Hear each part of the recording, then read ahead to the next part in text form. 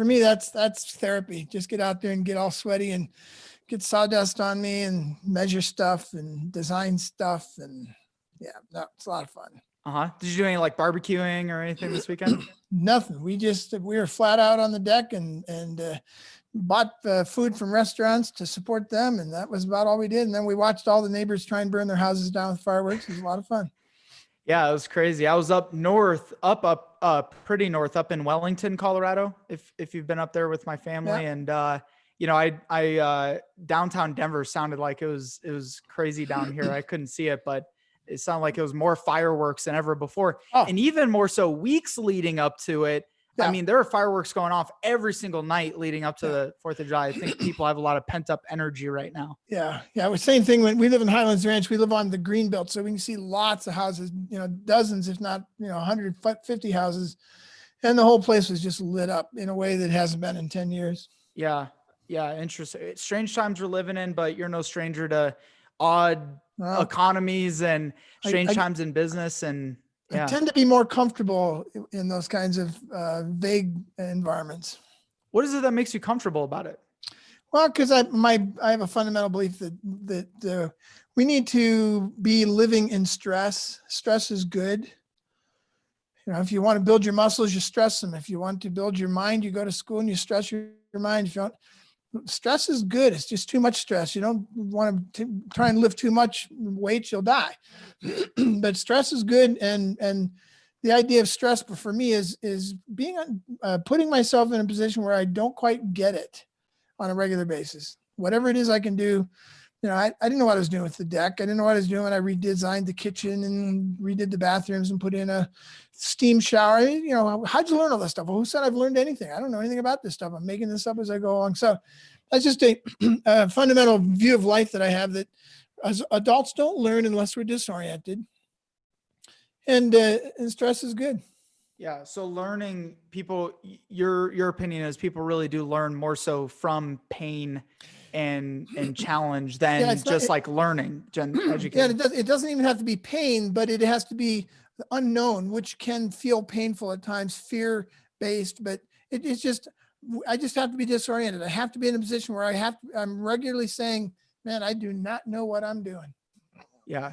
I think that's I don't know if that can be learned, and maybe we can talk on that. I've always felt, I always get the most anxious and anguish when I'm not doing something scary. Like if I'm not doing something that's scary or new, then I get anxious. Like if I'm not working, and building, like working and building are a little bit different, or grinding, so to say. So I wonder if that's a unique characteristic of people like you and me, or maybe can be learned. After 60 plus years of life, I'm not a determinist, and I'm not someone who's just a behavioralist. I think it's a combination. I think I was born with the DNA from my mother that risk is fun. And somebody else would be born with DNA that says, oh my God, don't put me anywhere near risk. And then both of us can stretch ourselves. So I think there's every one of us should still take it on. What would be scary for me today, or just disorienting for me, might be too much for the next guy or too little for the next guy. And so we all just need to be disoriented, and let's just keep going from there. And you decide what disorients you, but nobody should be comfortable. Let's put it that way. So walk us through what led you to where you're at in your life today. Yeah. Walk us through that. Well, I guess because I was uncomfortable. Yeah. Yeah. I had things in grade school and high school that they didn't know back then. I was ADHD, a little bit ADHD, quite a bit dyslexic, and left-handed. And the only one of those three that they understood was left-handed, and they didn't like that either back then. They tried to make you right-handed. So I graduated at the bottom of my class in high school. They had me in the principal's office the day of graduation, discussing in front of me like I wasn't there whether they should let me graduate. It was that bad. So I came out of high school thinking that I'll never get a job. I'm the dumbest kid in high school. And it turns out I was ADHD, dyslexic, left-handed, right-brained, all that. But they didn't teach for that. So I just thought I was stupid.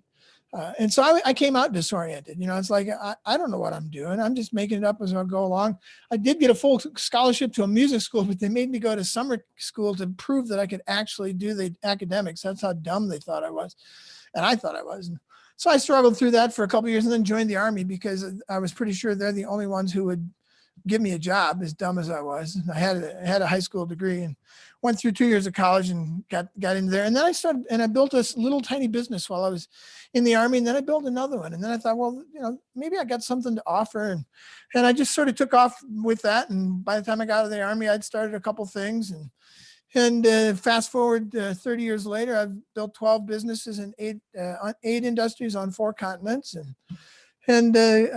written bestsellers, not just Amazon bestsellers, but the #1 rated business book of 2010 and the #10 book in 2014. And so I guess I'm not stupid. It's a lot to break down there. What were some of your first initial businesses that you were building? Oh, I did a landscaping business. I did a website design business when that was too early. It was like 1992. I was like, what are you thinking? Nobody does websites. What is that? And other things like that. I did a leadership thing when I was very young. They're just a fad. Websites were just a fad back in the day, right? It's a fad, yeah. Well, I did find that my futuristic brain tends to get me into things long before they're relevant. So I kind of have to slow down and wait for the world to kind of grow into the things that I'm seeing coming. And I didn't do that well when I was younger. Then we did call center, direct mail, printing, fulfillment, and logistics, sort of Amazon.com stuff. Again, back in the early 90s when it wasn't fashionable, nobody knew what it was. And ahead of our time once again, so far ahead that we weren't relevant. And so yeah, we built multiple businesses. People said, well, did any of them ever grow big? I never had any interest in any of them growing big because they weren't actually that interesting to me after I figured them out. My life statement is, my life question is, why do what others can and will do when there's so much to be done that others can't or won't do? So that's an entrepreneurial view of the world. If there's a hole that somebody says, well, that can't be done, or you can't do that. Well, that's an immediately, that's a dog whistle for me to say, well, oh, really? Well, let me try that. So most of the things I've done, I had no background in whatsoever. And then once I got them figured out, I got bored because again, the ADHD, the dyslexic, all that stuff kicks in. And so I didn't grow any of them big. We had one that went from 2 million to 9 million in 3 years, and we sold it 120 people, sold it off to the largest company in the fulfillment space back in the early 2000s. And that was probably the biggest one. And now we're working on some other things today that could be $500 million companies, but and I'm doing things today that will probably hold me the rest of my life. Hold you by keeping you interested? Yeah, keep me interested. Yeah, I'm working with business owners and as a business advisor to CEOs. And I started that in 2006. My best friend in the world lives in Belfast, Ireland. He challenged me to help other business owners grow their businesses. And I didn't go to business school. I went to music school. Why? But he really felt like I had something to offer. And so I got involved. And it's just been fun because I can basically I can live a new business through everyone else's business by just learning. Every time I work with a CEO or a small business owner, I have to relearn that industry because I don't know anything about it. And so were your parents entrepreneurs, or you just? My mother was entrepreneurial in nature. She was clearly entrepreneurial, but she was born 40 years too early. Back in the 60s, they asked her to run for as a senator from Ohio. And we weren't a rich family by any means, but they just saw, great leadership in her. And she said no, because she thought a woman's place was in the home. So she did a lot of things. She helped start a community college. She was the president of the board of education for 20 years. She did the League of Women Voters. She did whatever she could. And she ran a rehabilitation center, which women didn't do in the 70s or 80s or 90s as well. So that's where I get it. And then from her grandfather, her dad, my grandfather, I could see coming through there as well. Yeah. How do you navigate that? I feel like so many who are maybe, listening to this, entrepreneurs, that shiny object syndrome is one of the biggest roadblocks, I feel like, for people building successful businesses. How have you navigated that? Everything I learned by doing it wrong. So that's the best way. That's not the best way, but it's the most permanent way to learn things, the most painful permanent way. And one of the things I learned from doing this was you can't afford to get bored. And there's so many good examples of this, but your customer is experiencing you for the first time. And you have to respond to them as if this is the first time you've ever done what you're going to do for them, either a service or product or whatever it is. You've got to do it as if you've never done it before. And every single time you do it, you have to do that. We have this statement we use with our small business owners. It worked. So what you're telling me is it worked so well, you stopped doing it. Why'd you stop doing that? Well, I don't know. Well, did it work? Yeah, it worked great. Well, so it was working and you stopped. Yeah, I guess so. We do it all the time. And it's to amuse ourselves. Boredom, it's just more of a byproduct of boredom. Yeah, it's a byproduct of boredom. It's just, well, let me change it up. And I think it'll be more interesting for my clients when in fact it's just me trying to make it more interesting for myself. We have a business development course we've been doing for 15 years now, 11-week course. We do it twice a year. And, we've had thousands of people go through this. They say it's the best business development course they've ever taken. And it's, I'm very intentional in doing that thing every single week, exactly like it's the first time I've ever done it. And then at the end of the course, I share that with them because it's one of the things they're going to have to do when they start selling their chair or selling their product or whatever it is, or, we just can't afford to do it any other way. So it's a discipline for someone who's ADHD, dyslexic, all that stuff. But for all of us, we just can't afford to get bored. Get somebody else to do some of this. Sometimes you find other people who can do bits and pieces of it. And that's the best way, is find somebody else who's more systems oriented, who just doesn't get bored. All they do is they keep refining. They just make it better. Yeah. I think what's interesting about your message, especially in the world we're living, is we're in that hustle culture. I think that hustle culture is a bit like, gotta work your face off, work 20 hours a day, don't sleep, do everything. And I think you've probably taken that path and maybe I did that wrong too. Yeah. Maybe even contributes to what you talk about now. So how do people make more money with less time? What's the process behind that? Yeah, and that was the product of my first book, Making Money is Killing Your Business. I wrote the first 7 chapters in 7 days, and then I wrote the next 3 in 3 more days a month later. And what in reality is, it took me 20 years to write that book. I just took 7 days to write it down. And in that book, I talk about my own journey, that in my 5th or 6th business, I'm a slow learner.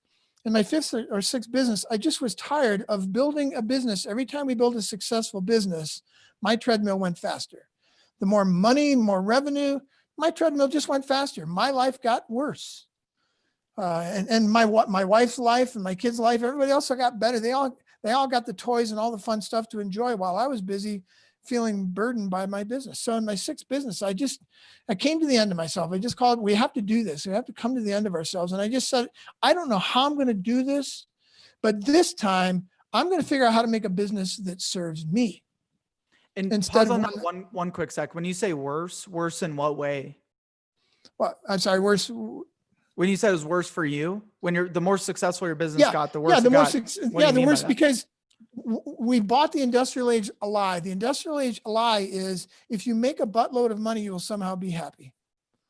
Couldn't be farther from the truth. And I will just trot out dozens of people I know personally and thousands anecdotally, but it just doesn't work that way. You have to design yourself into the business.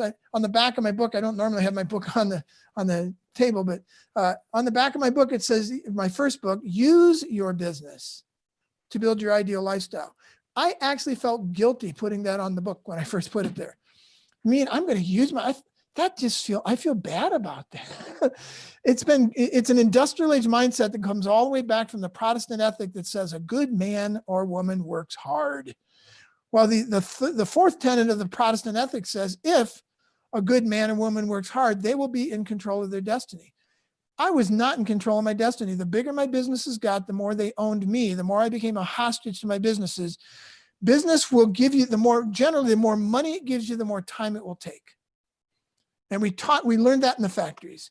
If you want to make more money, you did overtime. You put in time, you got money. You traded time for money. And we bring that mindset into building our own business. I'm going to build a really successful business. It's going to take a lot of time. Richard Branson lives on an island with 460 plus businesses, and he doesn't spend a lot of time with any of them. He's learned how to be a business owner, not an income producer. So it's a mindset, and that's how it was worse for me. And it's worse for everybody. I know a woman here in Highlands Ranch who makes almost $1 million a month. And I guarantee I can call her office on Saturday afternoons and she's going to be there. And she told me, if I'm not here, I got 20 plus people. If I'm not here, this thing's going to start to fall apart. She's not a business owner. She's an income producer. And that's normal. Or it's not normal, but it's normative. It's the norm.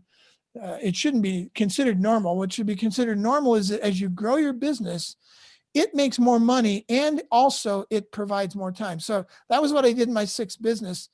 I just said, I don't know how I'm going to do this, but this time I'm going to figure out how to build a business that produces both time and money. It doesn't rob me of one to give me the other.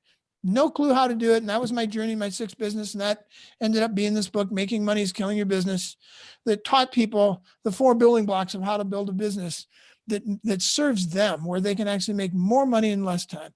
And the testimonials on that, now we've got this thing called 3 to 5 clubs that we started as a result of this for small business owners. And, one woman said just last month, a couple of months ago, I had an $85,000 a year hobby business. And a year after figuring out I could actually make more money in less time, it's $1 million business. And next year it'll be a $2 million business. And oh, by the way, we just spent the last 4 months on the road with our 4 kids in a Winnebago, running our business from the road. That's a business that makes more money in less time. That's a business owner's mindset. It's surprising, even still, all the digital tools, people still build themselves as a slave in the business. Yeah, they build themselves right in. Yep. Right into themselves right into the fabric of the cloth. Right. And I've gone back and, I co-own a company with my dad, and we've gone back and forth on this too, we're so unique. No one else can sell what we sell and all this good stuff. And it's a constant back and forth on that. It's like, we can't be the only person to manage that side of the business. And I think it's either that or it's the production or one arm or the other. So you mentioned 4 pillars. What are those 4 pillars? What is the missing link for people being able to build a company that serves them like that? Yeah. If you go to business school, you talk to business gurus, you hear things like, oh, you got it. The real pillars of a great business are great product, great financing, great people on the bus, the right market, none of that stuff is actually the 4 building blocks. You need those things, but the 4 building blocks are things, again, we stumbled onto by just working with our own lives and hundreds of business owners. Number 1 is a big why. A lifetime goal, something you can use your business to build. What are you doing this for? What are you doing this for? I have a friend who has a $20 million a year business, takes home a couple $1 million, $3 million a year. And I asked him that question, and he actually sat there for 4 or 5 seconds. And then he said this word, crickets. he said out loud, crickets. He said the word crickets. He said, I got no answer. We're just listening to crickets right now. What are you doing this for?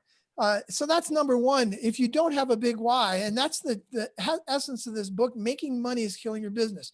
People who try to make money generally don't make a lot of it because it's not motivating enough. People who have something bigger to do than make money generally make a bucket load of money.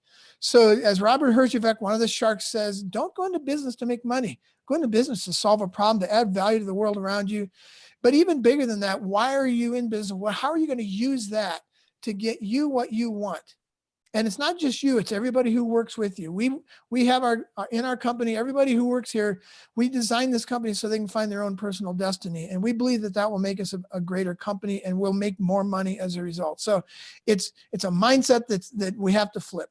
So that's number 1 is a big why. And I think real quick, just to pause on that, I think a lot of people with the why is, I want to help people. So, and I hear a lot of, coaches like you, educators like you saying, develop that big why. Yeah. How do you uniquely help people discover that big why? How do they identify that big why? Yeah, well, we spent a lot of time on that. That was the first workshop we ever developed 15 years ago. Yeah. And I gave it for free once a month for a year just to work it out. And now it's an online course as well. And so we do a lot of work on that. In 3.5 hours, we can help you uncover your big why. You've already got one. We don't need to help you find it. We just need to help you peel back the layers and stop feeling guilty and let it come out. So we do a lot of work on that. It's fundamental, and we drive toward with businesses. It's that true north sort of thing. If you don't have a big why, you're going the wrong direction. So example would be one one friend of mine now, he was an acquaintance. We talked to him about this big why. He was already a very successful mortgage broker here in Denver for 20 plus years. And we walked through the big why stuff for a few weeks, and he came back to me and says, I got my big why. I said, great. How do you know you have your big why? And he looked at me with steely eyes and he says, because it has me. And I thought, well, that's a clever answer. Let's test that. How do you know it has you? And he said, really simply, because now I can't help myself. Every question I have in business and in life, I can't help myself. I have to pass it through that test and say, does this help me fulfill my big why? So it's got me. Whether I buy a copier or start a new business, he ended up retiring quickly and from the mortgage business and built 5 assisted living centers because his big why was to help people get from where they are to where they need to be. And he came across a guy in a coffee shop who had lost his job in an assisted living center. He'd been managing small 16-person assisted living centers for a long time. And he said, well, how much does it cost to get one of those started? And let's get one up and running. And now that's all he does. He's got 5 of them. And it's all based on his big why. That's the power of a big why. Definitely. So you encourage people to build big businesses and make lots of money, or is making lots of money? No, I encourage them to figure out what their big why is and then build whatever they need to get that done. The business we're building, 3 to 5 clubs, that can be, we want a 3 to 5 club in every city in the world. It could be a $500 million to $1 billion business. Yeah. So what? It's not about the money. It's about the impact, and the bigger your impact. Capitalism, interestingly enough, and I'm trying to write a book on this. There's a difference between capitalism and industrialism. People don't hate capitalism. They just think they do. They hate industrialism. Capitalism always adds value. It never not adds value. You get paid because you blessed somebody with something. Industrialism makes money, and it'll even add value if it has to. So a lot of Wall Street is industrialism. A lot of what we do with giant corporations, they're just in it to make money, and they'll add value if they have to, but that's not what they're in it for. So I want to get everybody back to capitalism because I think that's the game. And you look at the greatest of companies, I believe early on for the first 20 plus years, Microsoft was industrialist. They wanted to make money, and Apple was a capitalist. They wanted to add value. And Apple ended up being the biggest or the highest capitalized business in the world. So that's number one is big why. People look at that negatively. A lot of people, I mean, there's a huge culture war around all this right now. Oh, sure. It's a very controversial statement for sure. Yep. Yeah, it is. But yeah, you can, I think I can hold my own with that idea that industrialism is really the issue that we're dealing with. When industrialism takes money from the local to somewhere else, capitalism gets the money to run around locally. So a candlestick maker sells to the baker, who sells to the shoemaker, who sells back to the candlestick maker. And that same dollar just runs around in the community. And the faster it goes, the better off everybody is. It's called the velocity of the dollar. That's the fundamentals of capitalism. Well, giant corporation incorporated comes in, puts a store in place, gets all the money and takes it out of there and takes it to, say, Atlanta or wherever, and takes it away. That's not capitalism. That's industrialism. So and that's what people don't like. And that's what they see. And they think it's capitalism. It's not.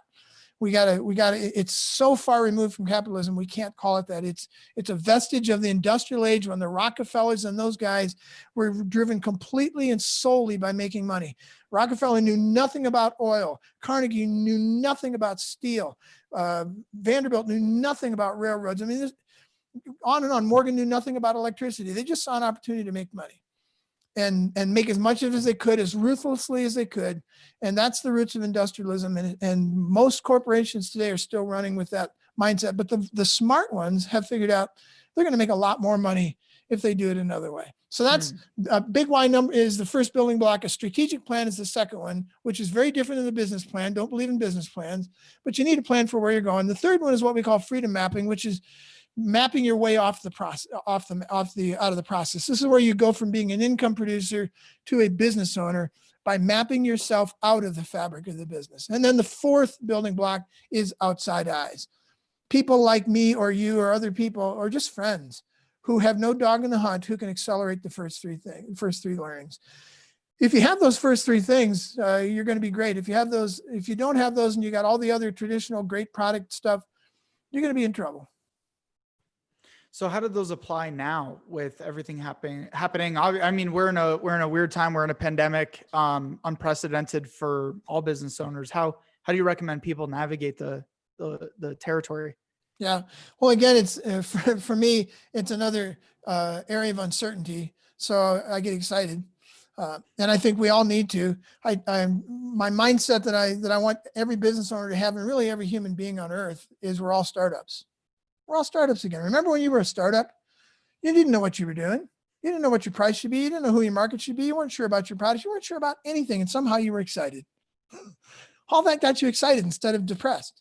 Well, you're welcome to being a startup. So the mindset here is the economy is like roller coasters. It goes up and comes down. And on the first down slope of a roller coaster, what's everybody doing? They're screaming like crazy. They're all living in fear and screaming like crazy. But it's that downward momentum that will actually give you the momentum to go through the rest of the ride. So let's ride this thing down as fast as we can, learn as much as we can, figure out how to use the momentum coming at us for our benefit. What's the martial art that Kaizen? I can't remember the name of it. Somebody gave it to me, but basically it's a martial art that uses the energy coming at you for your own benefit. So you don't see it as good or bad. You just see it, well, how can I use that? And that's what we need to be doing with this pandemic. Some people will be completely reinventing their businesses, and others will be just pushing hard to stay alive. But let's all figure out how to use the momentum coming at us for our own benefit. Stop whining. I get it. I grieve too. Use 10% of your time to grieve what was, and then use 90% to get excited about where you're going. What do you think is going to be some of the biggest business changes out of this? Yeah, it's a great question. Some of them are really exciting. Some of them I fear. The best survival is the strongest instinct.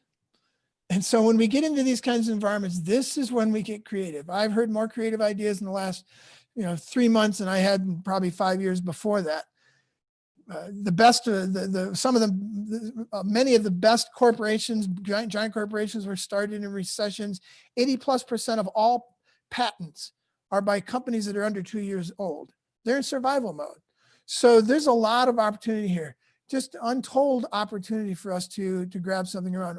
We've started 2 new companies as a direct result of this pandemic. We don't know if they'll pan out. They might be the tail that wags the dog too. But things we would have never thought expression. Of. Yeah, but they may be the thing that blows everything else up. We don't know, but we would have never thought of them if it wasn't for this opportunity. Do you see any particular industry or sector that's going to explode? Some that are going to completely go away? Yeah, forever? well, I think technology already was. These kinds of things accelerate where we were going anyway. If the wall is fragile, when an earthquake comes along, it falls down. It was already fragile. And we're going to see a continuation of those kinds of things. The strong, it's just going to accelerate a lot of movement toward online and toward digital and toward technology. So I think they'll be the big winners in this, but it's not like it was unfair. It just happened quicker. It's going to. It was happening anyways, but this shoved a lot of companies. Yeah, we're probably going to get the next 10 years worth of transition in the next year. So it would have happened anyway. And then some of it that I fear. I try not to be pessimistic about anything, but I am concerned that small business owners will get tired and quit, and giant corporations will move into their space, and we will have fewer for a while. Potentially quite a bit fewer small businesses and more giant corporations. And we don't need either one of those situations.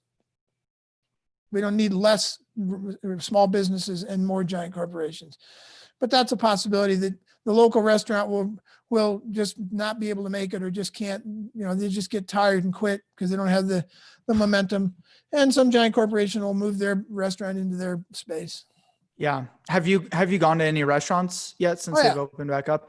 It's because I went to a really popular one down here in downtown. They're owned by a huge restaurant group, and they're packed in normal times, air quotes, normal times. Yeah. And I'm sitting there, and the turnover and everything that's happening, the way they're turning tables, I'm like, this is a huge, the way that they're normally packed, they're open and they're able to open back up. There's no way they're going to make it. There's no way these restaurants are going to make it. Yeah, they're going to have to reinvent themselves, and we're going to have to, we got to stop selling fear. That's the first problem with what we're doing. There's no balance in the reporting that's going on. The CNN has that vulgar stock ticker of death thing they put on that's just irresponsible and completely inaccurate. Yeah. In so many ways, but there's just, you just turn on the news for 30 seconds and it's all about fear. There's so many opportunities to look at this differently and see it in very different ways, but they've scared some people away from going to a restaurant for the next 5 years. They just have. And you personally feel the fear is fairly unfounded? I personally feel that we should be scientifically based. And most of the fear is not scientifically based. 50% of the people who die from this are over 80, half. 40-some% of the rest of the people who die are over 70. I'm 66. So, I'm in that cohort. 43, if you're under 45, 3% of all the deaths from COVID are under 45 years of age. If you're under 20, 0.0%. I think there's been one person that they can document. Those are statistics we should know, because now we know how to actually protect people. This isn't discard the old people's talk. This is, let's figure out who actually needs to be protected, build a fortress around them. But what do we do? We're taking healthy people, we're taking them offline, when in fact there's just so many other ways to do this. Making them less healthy. Yeah. How do you, Colorado, speaking Colorado specifically, this is Mile High Mentors. How do you, I have my perspective on it, and I agree, go on the science. There's a forced mandate on wearing face masks outside, even if people aren't obliging to it, but technically you could be fined by being outside of your house and not having a face mask right now. Yeah. Yeah. And I would much prefer that people wear their masks because they are concerned about people around them. I get concerned when we start mandating things that should happen, because then people start resisting them. It's an odd response in human history, but it happens all the time. I would much rather have great education as to why that would be a good thing to do. And then, we can all help the person who doesn't figure it out, help them figure it out. But if we have to go that route, the data says that if we wear masks in public for now, we're going to be better off. Yeah. So I wear a mask in public. I don't like them. They make me hot and all kinds of other things, but I wear a mask in public because the data says that's a smart thing to do. Yeah. So I think we should be data-based, and there will come a time very quickly here. There's two kinds of fear, Connor. One is the fear of the possible, and the other is the fear of the probable. And we are fearing right now too much. We're growing into a fear of the possible. It was probable there for a while that if you got this thing, you would die. It was like at one point it was 1 out of 3. It was 33%. Then it was 3.4% for a long time. Then it was 2%. And then it was 1%. It's going down, and we're pretty close to where it's not anywhere near the flu yet, but we're getting there. And when we get to where we're pretty close to the flu, responding the way we are might be considered fear of the possible. So the example there would be, I'm never going hiking again because it's possible that there's a bear in the woods. Just never going to go again. And a lot of people live their lives fearing the possible, that the airplane might fall out of the sky. So I'm never going to fly in one again, when in fact we all know it's safer than driving. Fear of the probable is you're on a hike and you come around a corner and there's a bear 100 yards in front of you. Okay, probably fear of the probable says if you keep going, something bad will happen. So fear of the probable is a really healthy instinct. You should go the other way. There is good, healthy fear. Then there's paralyzing fear that will keep us from moving forward. And we're selling a lot of fear of the possible. We're beginning to ignore the data. When we went into lockdown, and we did it for great reasons, and that was to not overwhelm our facilities. Well, there's one state right now that is near to do that. They better do something about it. But no other state actually needed to do that. We never got close. In fact, New York never overwhelmed their system. The Javits Center Hospital was empty most of April, and the ship went home empty, and we never overwhelmed anything.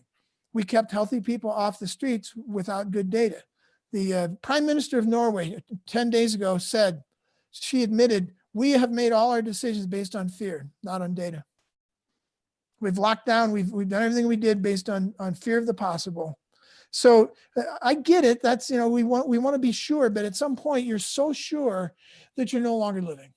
Right. And it's a part of, at what point, let's take Colorado even, do we push back on some of the, your business needs to close back down. They close, Texas, they totally closed back down, and they're still doing elective surgeries in Texas.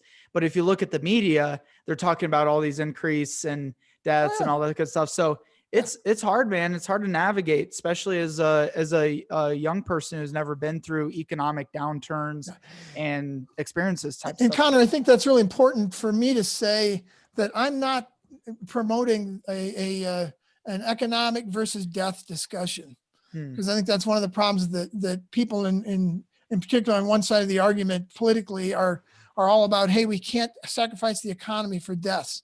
I think that's a moot argument. It's a dumb argument. Yeah. My argument is we should not sacrifice life for death.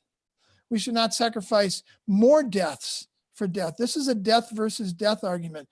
The UN says 130 to 150 million more people will be thrown into abject poverty. And we know statistically what that does to people's deaths. Somewhere around 30 million children are predicted to die as a direct result of lockdown worldwide. Well, we've had how many people died? 11,000 or whatever, 200 and some thousand die from this thing directly. 30 million children alone. 120,000 deaths of despair predicted for the U.S. alone. Those need to be in the equation as well. Fareed Zakaria or somebody And else. that's not an economic discussion. That's not a. This is not an economic discussion. That's a wellness. It's and it's a compassion versus emotion. Frankly, what we're doing is we're responding emotionally to a very visible death, when compassion says we need to take into account the deaths we cannot yet see that are already happening around us. I know of 8 people who have committed suicide in the airline industry and the dental industry. Don't know them personally, but I know them. I know people who know them, and alcoholism, and then the poverty deaths that will happen as a result of this lockdown. Those kinds of things. We need to take it all into effect and say, what's the best decision? The question we haven't taken into account in this entire thing is this: how do we ensure the fewest people die from all causes? If we were taking that tack, we would do things differently. But we're listening to one very narrow slice of scientists who understandably have a very myopic view of life, and all they see is COVID-19 deaths. And so our country is being run by a very few scientific pieces of data. And I think it was what's his name, Smirkanish on CNN. He said we cannot and should not prioritize one death over another. And that's what we've been doing. So this is not an economy versus death argument. That is not, you're going to lose that argument. This is a death versus death. How do we ensure the fewest people die from all causes? If we actually took that question on, we'd get economists, we'd get sociologists, psychologists, we'd get all kinds of people involved in this discussion, like Japan has done just recently. They have a whole group of people, and yes, epidemiologists are one of those people at the table. So if you were if you're president, I mean, what would you do? The first thing I would do is I would convene a panel of the smartest brains that would be related to all possible deaths. Economic deaths and just deaths of despair, sociologists and psychological deaths. And, I'd get people who know all these things. There's data on this. Insurance companies have a formula for how much money you make related to how soon you will die. There's a direct correlation between poverty and money.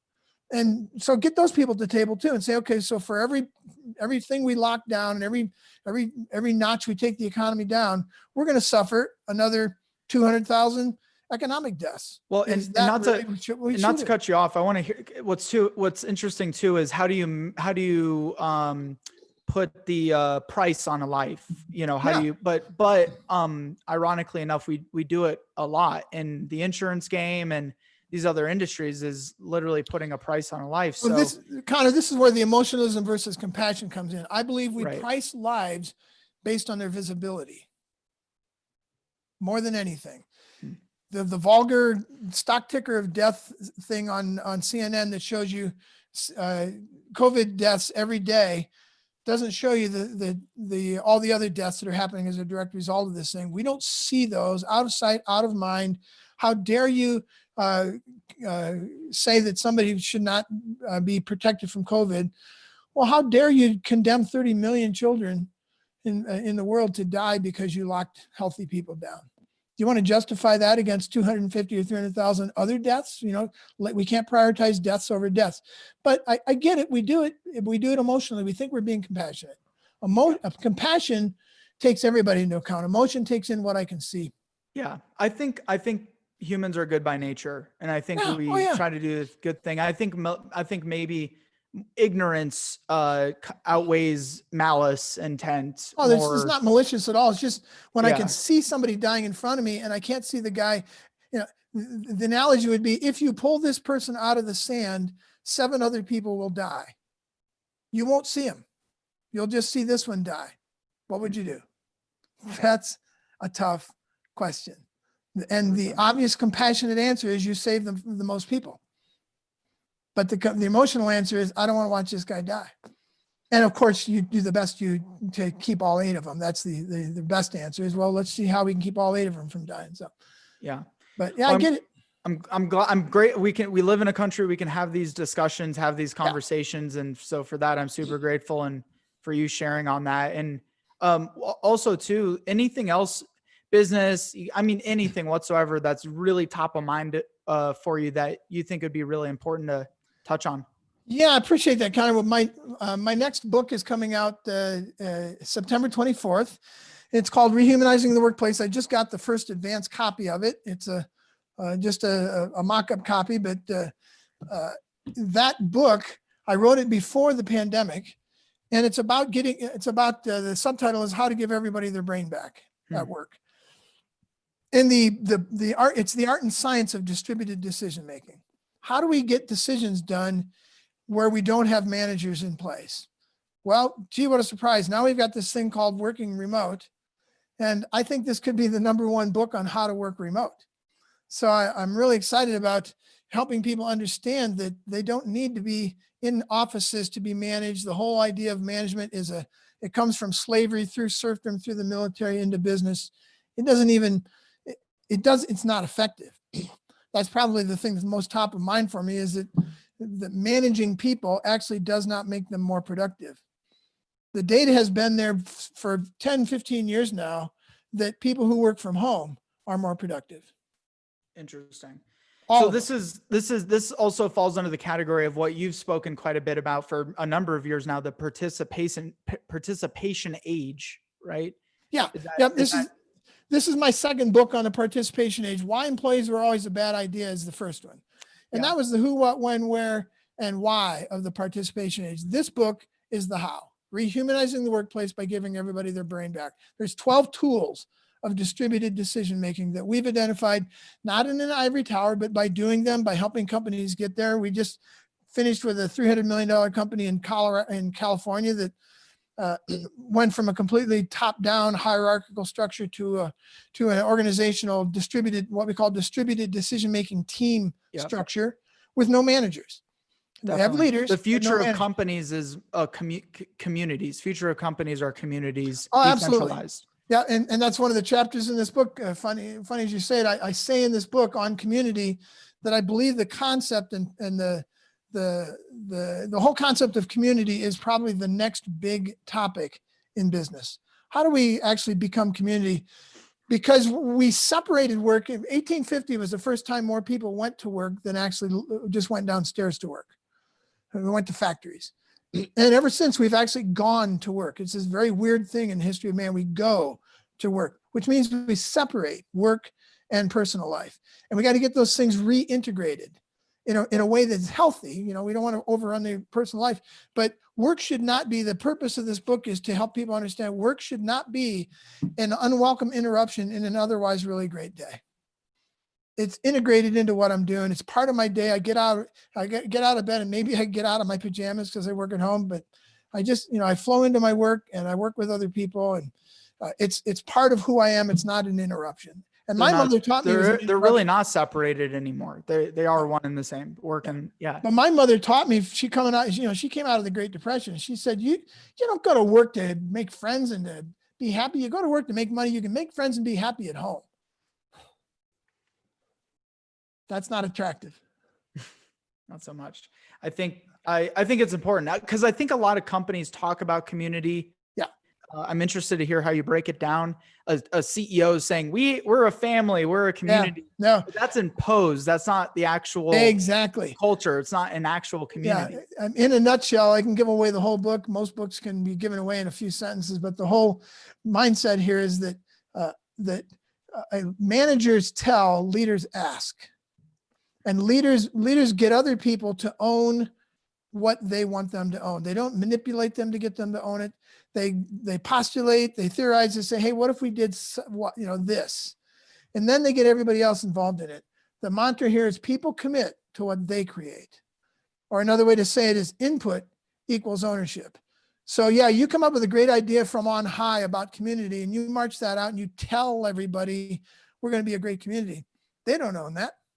But if you went to them as a open space leader and said, okay, I've got this idea. What if we became a community? Who wants to get involved in that idea? Who wants to help march that out? And how do we get everybody involved in that? Let's see if that's a good idea. Let's people commit to what they create. And that's the whole idea of distributed decision making. Stop making decisions from a top-down basis and start figuring out how do people make decisions that they have to live out. Any decision I have to live out, I should be making. And we do that as a team. So there's no anarchy. When can people get their hands on the book? September 24th is when it's going to come out. We'll probably have pre-launch stuff going on before that, but September 24th is called Rehumanizing the Workplace by Giving Everybody Their Brain Back, the 12 tools of the art and science of distributed decision-making. Beautiful. Well, Chuck, I can't thank you enough for taking the time and coming and mentoring all of us today. And what's the best way for people to find you, follow you, get into contact with you? Yeah, real simple. We try and keep things simple. ChuckBlakeman.com. ChuckBlakeman.com. You can find everything else we do from there.